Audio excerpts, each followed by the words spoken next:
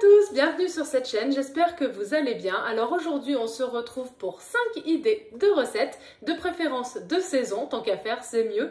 Donc en fait j'ai essayé de vous trouver des recettes qui changent un peu de l'ordinaire, mais un petit peu quand même. Et comme d'habitude vous retrouverez en description donc tous les liens vers les recettes dont je vous parle et dont sont issues également les photos que je vais vous mettre lors de la vidéo, comme ça au moins vous avez le visuel attendu ou espéré et en lien du coup les recettes que vous pouvez reproduire tout de suite après les avoir visionnées ou pas. Alors on commence tout de suite par une recette en fait de riz cantonais. Donc je suis tombée vraiment pas amoureuse, faut pas exagérer, mais j'ai vraiment craqué en fait quand j'ai trouvé ce visuel là. Je me suis dit ouais mais en fait ça fait vraiment un plat complet où on a des féculents, des protéines, des légumes, surtout si vous rajoutez quelques carottes, et en fait on a quelque chose de revenu, de doré, enfin qui donne vraiment envie. Donc je vous invite vraiment à aller voir et à essayer si cela vous dit.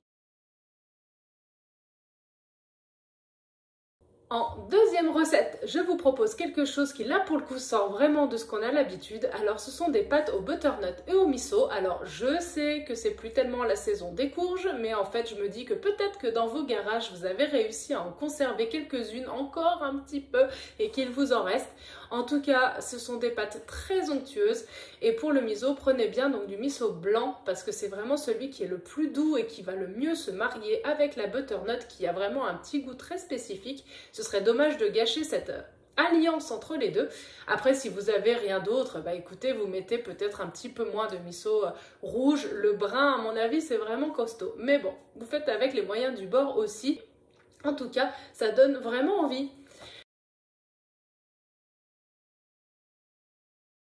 En troisième idée de recette, je vous propose un plat, mais vraiment un des basiques. Et en fait, je l'ai trouvé intéressant parce que déjà, ils mettent de la moutarde et que moi, j'aime bien ça.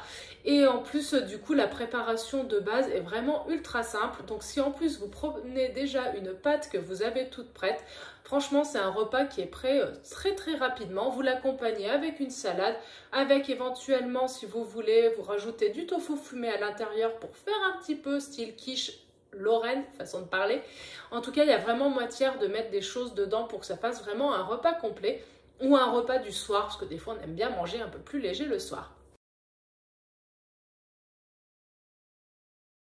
En quatrième idée, donc ça fait bien longtemps que cette recette me fait de l'œil, ce sont des carottes, alors excusez-moi de l'accent, à la chermoula. Donc ce sont des carottes à la marocaine et franchement le mélange entre les carottes et les épices me donne tellement envie depuis un petit moment.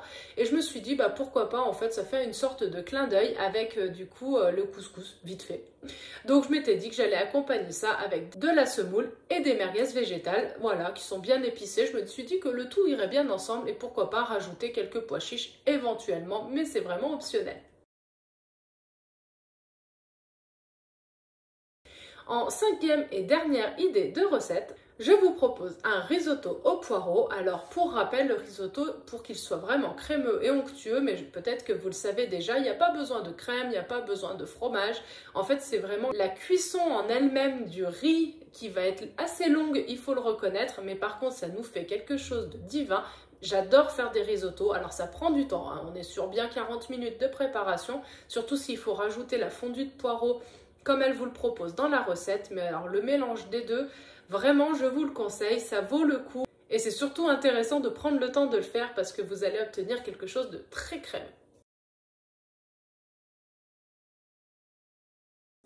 Voilà, et ben j'espère que parmi ces 5 idées, il y en aura une ou deux qui vous plairont. N'hésitez pas à me dire en commentaire si vous les avez essayées. Et puis n'hésitez pas à me dire aussi ce que vous allez faire vous dans la semaine, ça peut toujours donner des idées. Voilà, je vous souhaite une bonne fin de journée, comme d'habitude, prenez soin de vous, bon appétit et à tout bientôt. Bye bye!